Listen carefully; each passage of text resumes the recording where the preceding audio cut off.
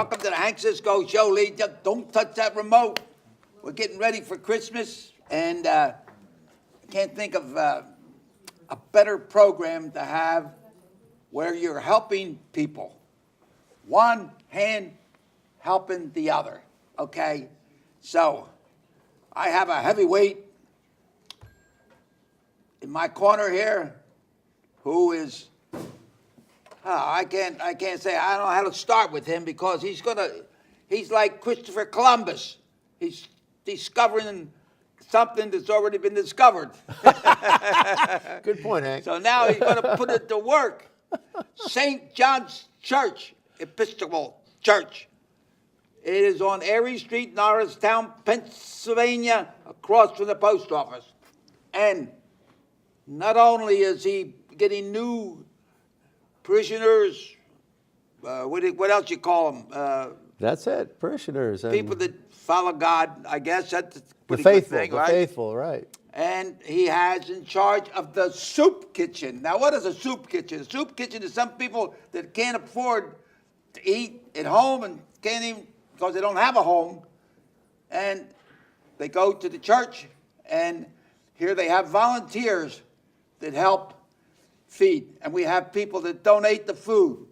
I can't think of anything better. I'm here at Noristown High School now. I'm watching these students, and I'm saying, well, they're going to help as they grow older. You get richer or you get poorer. You know, if you're poor, then you have to help somebody else, and somebody help you, right? So my guest today is from St. John Church. Tell them your name. Andy Kline. All right, shake hands. All right. Hank, now, that's a pleasure. Good.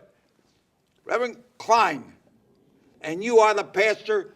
Tell me all about what happened. You're coming back. I tell you what, Hank, that was an amazing intro. I got to say, I'm not a boxer, but we want to be a contender, right? Always. Oh, yeah. You're a heavyweight contender. And it's interesting. Some people get started in life early and some people get started late. But St. John's was founded with the town in 1812, right? Wow, that's right. Just, making out Noristown, and there was St. John's. It had an amazing history, 200 plus years. And then times being what they were and the way it all goes, it went down for the count. Yeah. It closed in 2015. It took the whole 10 count. Yeah, the 10 count, and it closed. And yet, because, they say in real estate, location, right? Parking. But really, there was always a vision since the 80s when a lot changed in Noristown. There was always a vision to serve those who needed the most. Those as we sometimes say, the least, the lost, and the lonely. Let me not to interrupt you, but yeah. Did the church go someplace else or just disbanded? No, everybody who was a member went to other Episcopal churches and were well received. And it was just, it's a big building. It was, Norristown has changed, and so the times required something else. And we also had a change in leadership in the diocese, in the whole area, and we have a new bishop. Where's the headquarters? It's in West Philly. The cathedral's in near University of Pennsylvania. And we elected a new bishop a year or so ago, and he is of the mind not to be closed. What kind of guy? He's the Right Reverend Daniel Gutierrez. All right. Gutierrez, fantastic, forward-thinking. Get him over here. Yeah, I will. Get him over here. He'd love to be here. He doesn't close churches. He's going to reopen them. We have these resources. We want to see how they can be used and how we can serve our community. And so all throughout those 2 years, from 2015 till now, the feeding program, the soup kitchen, remained open. Yeah. And it transitioned into its own 501c3. It's known as the Grace and Cecil Bean Soup Kitchen. And all the volunteers that were there for many, many years continue on and even growing and changing. Who started this soup kitchen? I'll tell you what. It's a good story because it started in the 80s. He was a basketball player, wasn't he? Well, he was. Cecil was, but he didn't start it. The Lutheran Church and all the churches on Hawes Avenues actually started it. Oh, where is it? Hawes Avenue? Hawes Avenue, Lutheran, I forget, it's Trinity Lutheran maybe, I can't remember. Yeah, whatever But it it is, was a bunch of churches. It was all, everybody in Norristown saw the need in the 80s when the Norristown Hospital emptied out and all that happened, and we had more people on the street and everything was changing. Right. And so they came together, and so eventually, you know, it's like gravity. You got, you know, and so location, location, location. Everybody understood that it needed to come into the center of town. Right. And we had a priest in the in the 2000s who had a real vision for making that a center of service, for social service. And so St. John's Church bought the building where the hospitality center is. So if you're familiar with the hospitality center, Sunanda Charles is the director, and they're our day shelter in town. They do a fantastic ministry to 100 people a day who come in the morning, get breakfast, and get social services. It's more than 100 when I was Oh, I there. know, there are a ton of people. I mean, they're in and out, and they get everything they can possibly be consulted about their various needs. They come over, have lunch, and they're open till from early in the morning till 3 p.m., and then they go to their various places where they're going to be. Where the places? Now that's That's another the thing. That's a whole nother discussion. That's a whole nother. They vanish into the air. Right. Well, we have a network of shelter, and there's some gaps in that shelter we're finding out. I mean, part of why we have a vision to reopen the church is so we can be there and ask the question: where are the gaps? Where are the needs? Well, how can we serve? Well, And I visited you the one day, and yeah, that's when I met you. was so surprised. You know, I was a policeman in Norristown for 24 years, and I Right. saw how things changed. I mean, they didn't have that many street people or homeless. The only thing we had was, they call them can heaters. They used to live down along the river. Yeah. And they used to get this little thing and heat it, and then they drink it. And they call them can heaters. They was like alcohol, you know. And Norristown we didn't have all this. All these stores. They had more churches. We got churches closing down, schools closing down. Even the jail moved. That's you know. right. So I see. But this town was built for walking. We have no place to park. That's right. We have a stadium, holds 8,000 people, no place to park. We have Ellenwood Park, no place to park, no parking lot. The zoo has a parking lot, and it's the only reason why it's so successful. It Right. has parking. That's right. So Norristown needs parking. Now, you have all the ones that don't have cars come there to the soup kitchen. Well, it's true. It's true. And people, you know, generations, times change, and so we have to figure that out. We have to figure out how we can reach people. But we are there 4 days a week. And one of the things What is... days of the week are you there? Well, Tuesday, Wednesday, Thursday, and Saturday. And they're At what all... time? At 11:30 is the feeding program for the Tuesday, Wednesday, Thursday, and then on Saturday it begins at 8:30 in the morning. And it goes for 2 hours. And one of the things that might be helpful for people to understand is that it's one thing to get a bunch of people together and try and desire to serve. For instance, we had a wonderful group of honor students from this high school pack up some kits, right? They have any pictures? I think they have pictures of that. Yeah, they packed up the kits and things that we are going to distribute on a Saturday at the feeding program, and everybody, you know, there's a social component, there's a just do the work component, and then there's a spiritual component. As we hand them out, we say a prayer for everybody and bless everybody, and every part is needed. And so I hopefully when people come to volunteer, they see that whole part, because people are not just the people who are hungry. People are not just the people who need God. They're a whole human being, right?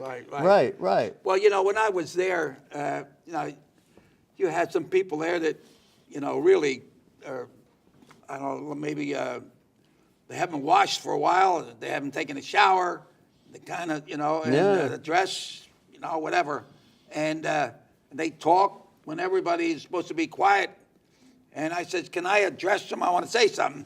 Excuse me. Boom. And, but we needed a bullhorn. We decided we needed a bullhorn. That's right. That's right. I said, he says, you told me, he said, you can't get their attention. They're so busy eating. I said, can I have your attention? Yeah. Do you know why bees hum? And everybody got quiet. And I said, They hum because they don't know the words. And everybody laughed. I got their attention, and just said a couple of words. But I want to help in some way. I think Tom Catanese is going to help a little bit Absolutely. too in helping, My friend Tom. And there's such a need. And you're right next to the jail. The jail closed down too. That's right. Right. So yeah, we have a 12:15 service every Wednesday for people from the courthouse come over, and we have they come over and help. Well, they come and pray, or they just come in and get. It's a beautiful. One of the things you need to know about St. John's. It's an absolutely beautiful place. Let's give your location. Yeah. Your location is on Erie Street, next to the jail that's closed. Right across from the valley, the post office. Right. Across from the courthouse. Right. Where else? Right, yeah. Right. We had the head public defender come in the other day and look at what was going on. I've had lawyers come over in the middle of a stressful case and just say, Father, I'm just in here. I need some peace and quiet. It's an absolute. First of all, it's a gift to the community. It's absolutely beautiful.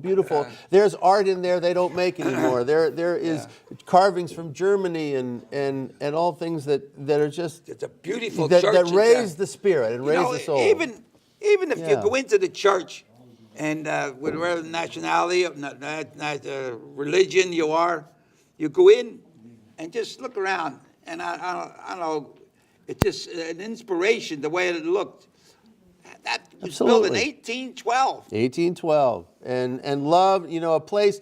I think of churches, if you think of a church not just as a building, but a place where people have come and poured out their hearts for generation after generation, it becomes a pretty powerful feeling.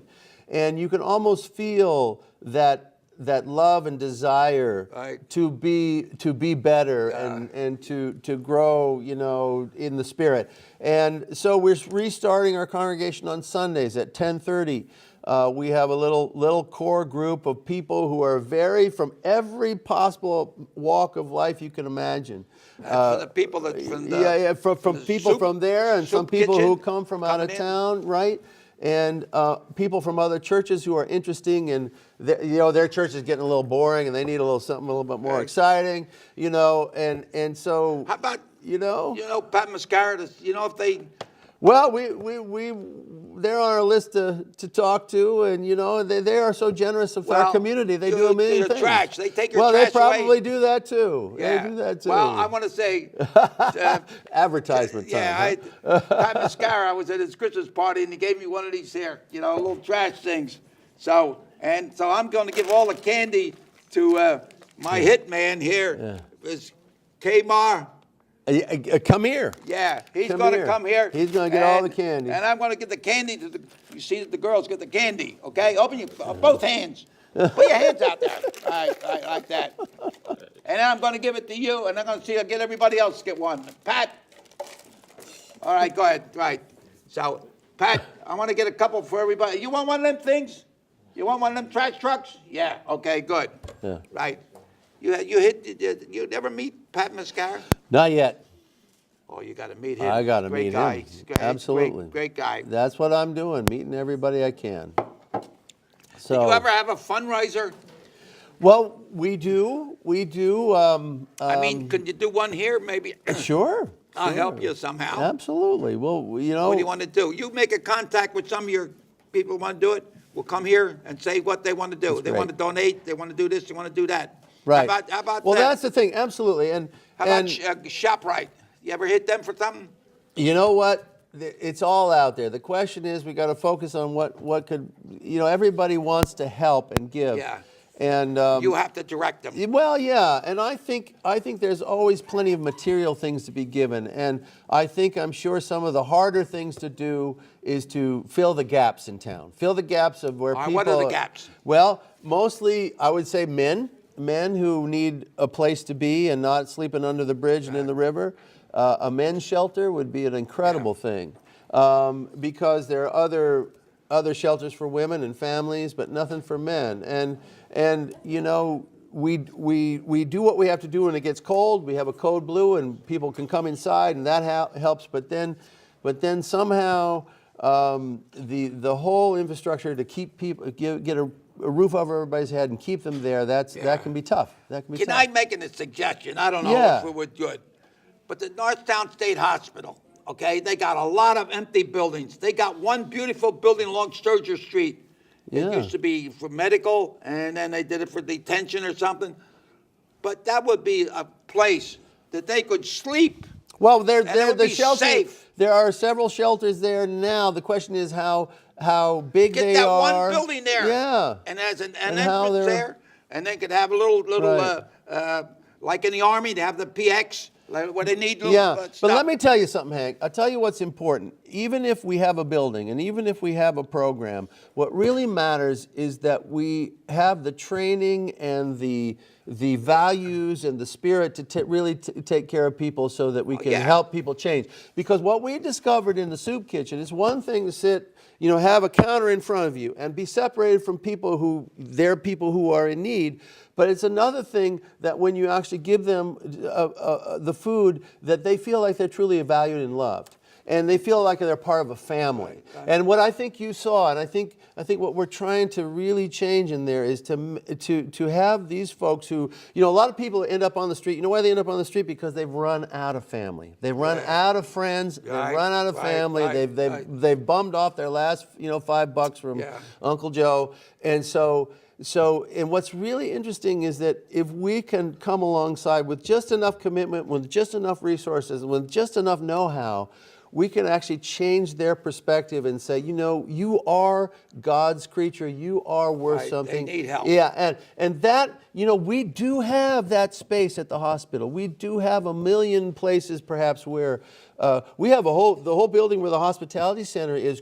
If we had a huge donation, the hospitality don't sleep though. Well, they don't sleep there, but if we could refurbish that, if we could really make that into a beautiful space, there would be more people to be able to be served. It would be amazing. They could sleep there and have that building for sleeping and recreation ready. They got enough room there. And then you open a little PX where they can buy a little something or a fast food place. Right. I think Burger King and them all, they would all come on. They would be only too happy to open a little shelter. What can we call it? Shelter handout, whatever. Well, yeah, no, it's so true. It's so true, and we got to make home for people. Noristown has a little. That is the only state property that is controlled by the county. The county can build a little baseball field. They can do this. They got the little thing where they sing and everything. So, now, have you had the county commissioners here at this desk? Oh yeah, I'm sure you have. All right, you tell me what. Well, we should. Well, now you write down these things. What you want me to do? And I'll get the county commissioners here. See, that's the thing. You plant the seeds, but I'm sure that everybody wants to get involved here because the needs are endless.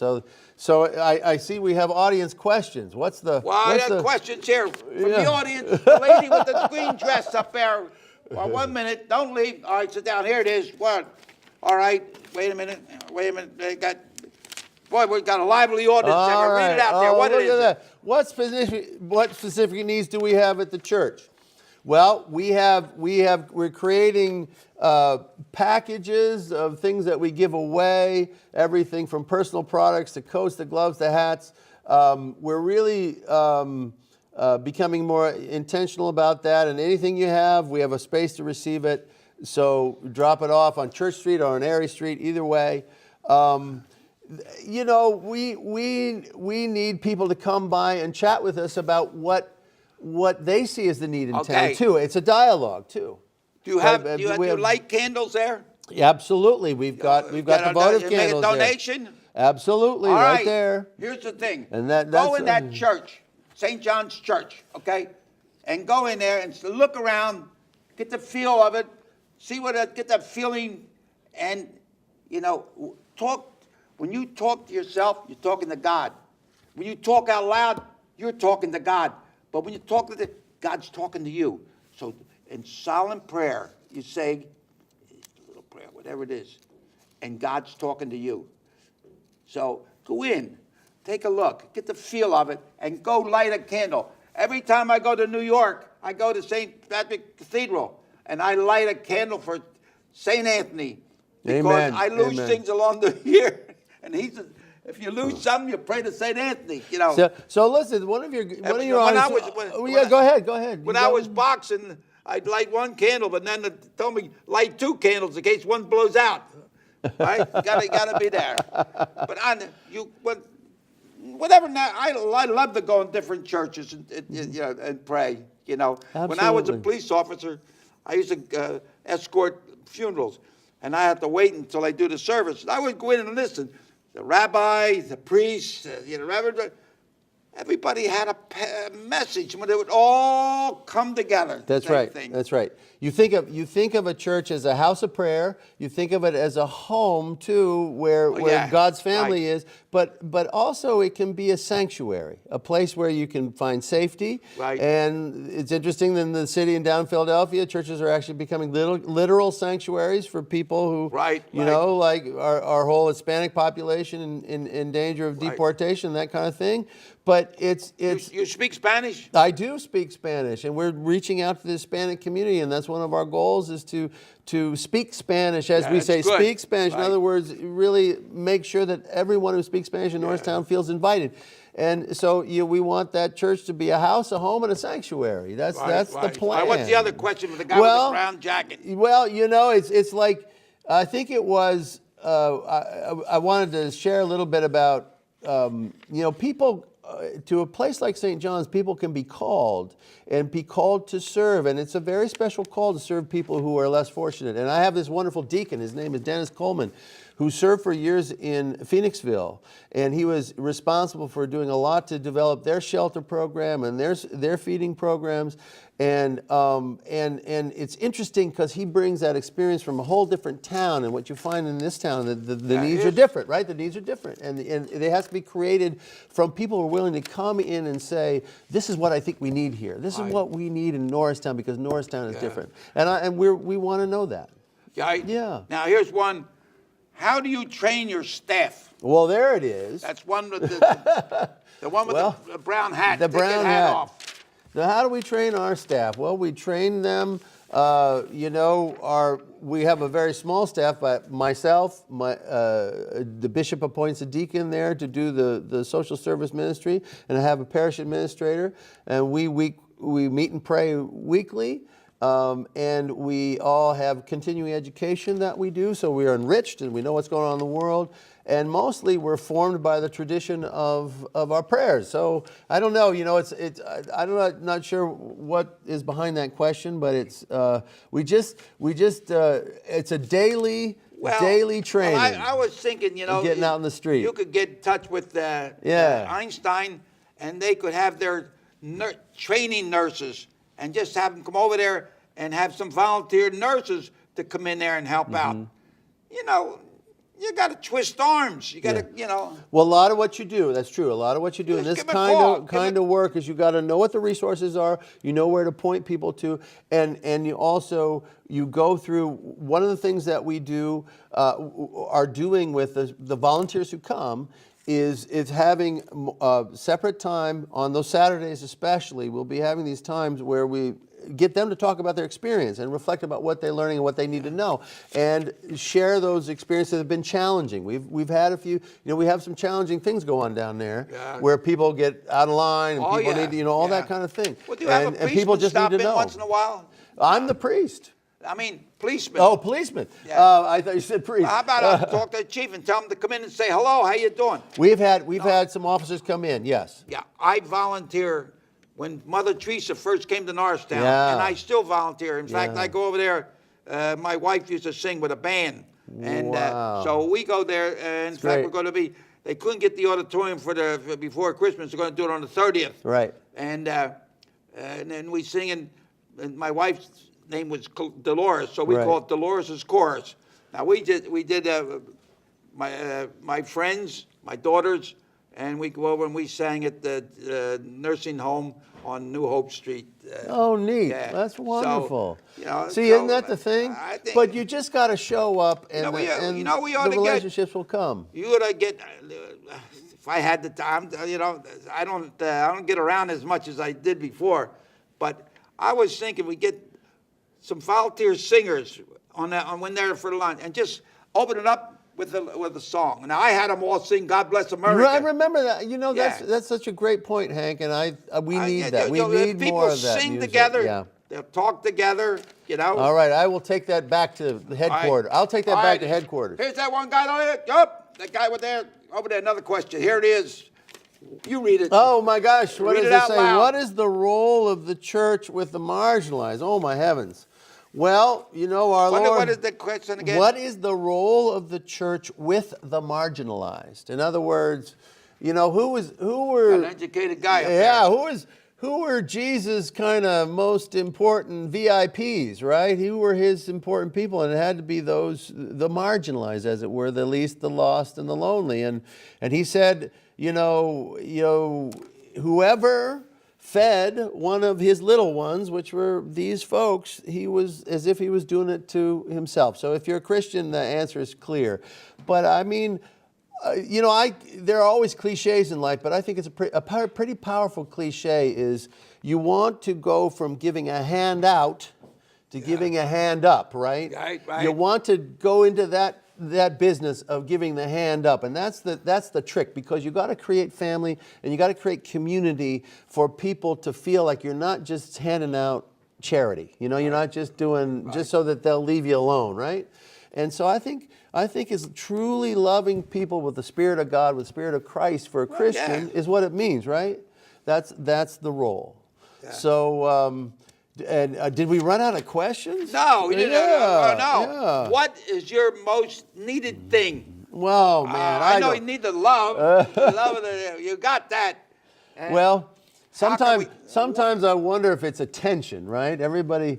Well, we got an audience now that covers a good part of Montgomery County. Yeah. And if I want to donate, if I want to help, how do I get in touch with you? And then John Doyle will put it on the screen. So they want to call up. The website is stjohnsnorristown.org. The church is in every phone book. You call the church and Cheryl will answer the phone. You can, come in and see what's going on. We are opening, I forgot to say, we are opening the doors onto Erie Street every day, Monday through Friday, from about 10 to 2. And it's just open because we want to get everybody used to the idea to come, come in, right? And if you come in, there are places to sign up, ask a question, leave a request, and in some ways. Well, what are a couple of things that I can do to help you to move it on? Talk to a couple of politicians. Absolutely. Now, what shall I sell them? Well. Come on now, election's coming up. I know, everybody, I'm still learning the lay of the land. I'm kind of new. And so play no politics. My idea is you got to ask questions and find out because I'd have them contact you to say what you need. How can we help? And I'll be knocking on those doors, but absolutely, if they see this and want to figure out. What do you think of that state hospital building and having like a little community there? That'd be amazing. I mean, somebody could do that. There are. Of course, we're all talking about addiction, right? We're all talking about, and everybody we see down there often has some run-in with addiction of some kind. And what my wife is a psychiatrist, and so she administers methadone programs in the city and does all sorts of interesting things. But it's always, again, Hank, I'll say this, a lot of good ideas out there, but creating spaces that are beautiful, that are safe, that are family for people is what is missing. There are plenty of methadone clinics. There are plenty of soup kitchens. There are plenty of bread lines. But it's getting the commitment from folks, one person at a time, to feel like they want to make it. And it could be we need to fix up a little house and have a recovery cafe that's different from anything that anybody's seen, right? Okay. Just go into the church when you have the church. Tell me something about the restart. You mentioned a little bit about they faded away and then now coming back. We're just open for business and open for prayer. And Yeah. so the restart is 10:30 on Sundays. We're there every Sunday. And we have a Bible study before at 9:30. And we have little tables in the back. Everybody just comes in. It's very family-like. Why don't we have a Yeah. big one-day thing at the church? All right. Some kind of, I'd like to be part of it. We'll invite some people that are volunteers, and we'll just recognize them. Right. We'll recognize them and maybe do that training, right. That where Get people all- can reflect get a on their couple service. politicians in there, get a couple Well, corporate yeah. people. Yeah, and, I like to see, there's always lots of we'll recognition. do it in the church. Absolutely. We have a Clamo on Marshall Street that works with the Hispanic community. Yeah. They use our church as a place, for a place for their receptions. Yeah, a lot they're so big, but they love it because it's a beautiful place. And about twice a semester, they come over and thank their parents and bring their students and have a little food. We got to blend these people together. We got to bring the because we have the space and we can bring people together. Absolutely. I remember Norristown was very divided when I remember getting Italian couldn't get a job here and they couldn't get a job there. The black couldn't get one here. Now it's pretty well loose, but still in all, now we got to get these people that are now in good shape. We're not. To come on back and help other people. That's right. That are That's right. We got people here that I wish I speak a little Italian. I get to be able to get in and out of trouble, but I like to learn a little bit of Spanish. Would be good because it's a lot of people there. You go. Yeah. And I like the bit. Now, the hospitality center? What is that? The one next to it? Yeah, it's the one down. It's on Church Street. And it's just down, I went in there. Yeah, 25 yards. Yeah, and the day shelter, and they do a tremendous ministry there and a tremendous service to anybody who comes. Give them some food, give them advice and direction on where to go. They hook them up with Your Way Home and all the other possibilities for shelters. And so it's just a fantastic. And everybody, the more we know each other, the more we work in tandem with each other. The more we work together. I'd like to see you get a volunteer nurses, get a volunteer policeman, get a volunteer barber, and anybody that do things that you'd need during the course of living in Norristown. Right. And we're the county seat, and we should be an example. People come here because of the courts. They used to come here when they were in jail, but that's there. That's right. But I'd like to see you get some professional volunteers. You got some, but I think it's always good to get some. I like a barber come in there. Absolutely. Absolutely. I know a couple barbers. We'll see what they can come over there. Well, I know, for instance, our legal aid from Montgomery County is all over in the various communities, going to various after-school programs and helping people with immigration issues or with parking issues or with their run-in with the courts. It's an amazing thing that they could do. And they could do more. They could do as much as they could be funded for. How about if you dedicate 15 minutes of music? You know what? You keep raising that music, and we need to bring that music. And that's a tough. I'll get some talent guys that sing here to come over. Right. Yeah. And we got to find out where the music is in Norristown, don't we? I mean, we can liven it up. Well, we got to in wake the it schools up. certainly, but elsewhere. That's right. Yeah, That's right. I think maybe I'll get a singer or somebody that plays a little thing. They can say maybe 15 minutes or so. Would that be before you eat or after you eat? Before, because after they eat, they don't want to hear nothing. They want to go. Well, it can be either. And I think maybe we sing and then we'll throw a little religion in there in the end. I'll sing Ave Maria. Just as a beautiful thought is that one of the things that we do before we eat is one of the people there, the leaders, will say a little prayer just thanking God for the day. But we always ask one of those who are going to in line to help us. They say the prayer thanking, giving thanks for everybody who serves. And it's really interesting, that small little thing helps make that sense of family, right? And there are times just because the way people are, we may, hopefully we're less tribal than we used to be, but buddy, we're still tribal and we're still in our own corners. But, those little things break down the walls and we see each other differently. And so that's what we have to do every day. The county has a Department of Aging. There you go. Okay. Yeah. Now, let's see what they got to offer, what they can help.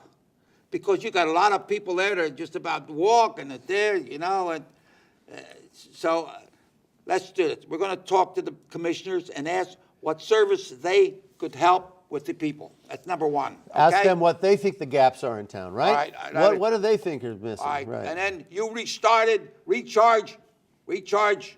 And I tell you, I work with all the other clergy in town. We got a great group of clergy in Noristown, and all the churches, large and small, do all sorts of amazing things. I had all the a rabbi. I had a Presbyterian,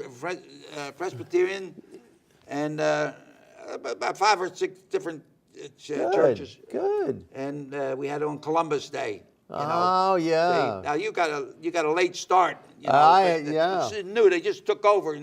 But that's going to be something where we can get And I had when I was a juvenile officer, I got all the ministers, all of them clergies, together. And if the kid was in some kind of trouble, I find out, ask him if he had a church. Yeah. And then I would recommend him over there, and somebody would help him. And the church had to volunteer to just check on him. That's right. So there's a lot out there. There's so much. So much to do. Years ago, there was nothing. We got everything here. Okay, now, we only have a half hour to go, and our half hour is almost over. We got about 30 seconds. Okay. So what do we want to let the people know? We want to know where to get in touch with you, right? That's number one. Get in touch with me at stjohnsnorristown.org or at Facebook at St. John's Norristown. Call the church, St. John's on Erie Street. Come in. Introduce yourself. If you see me on the street, stop me. Right. And come in anytime, Tuesday, Wednesday, Thursday, Saturday, the soup kitchen, Sunday morning for church. We would love to have you. I'm going to have you people know how it contact is. you. I'm going to have some guys got the little green stuff. That's it. I'll call up. Right. Hello, County Commissioners. Yeah. Okay. You'll get a call from me soon. Thank you. That's right. Yeah. All right. And tell me what you think is needed out there and what's going on. Okay. I'd love to know. So thank you, man.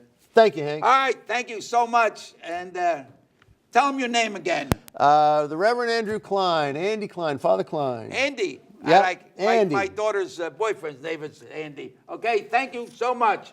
And ladies and gentlemen, it's a pleasure for me to interview someone that's helping people. And I'm glad I'm able to help him and help him. So God bless you, and may God bless you and keep you. Thank you. And Merry Christmas. Merry Christmas. Now, before we go, I just want to ask Reverend Andrew Kline to say a nice little prayer. I'm Catholic, so I will bless myself and turn to you, and let's have a nice prayer that covers everybody. Help the poor, the rich, That's the it. politicians, and keep us out of war, and everything will be all right. You're already putting the list on, Hank. Thank you. Let us pray. Tomorrow is the shortest day of the year, and it'll be the least amount of light. But Heavenly Father, I ask for every grace and blessing in this season of the year, that you show us the true light that shines within each person, and that your Son Jesus was born in this time of year in great humility. Show us how to help one another in that same spirit and by that grace. In His name we pray.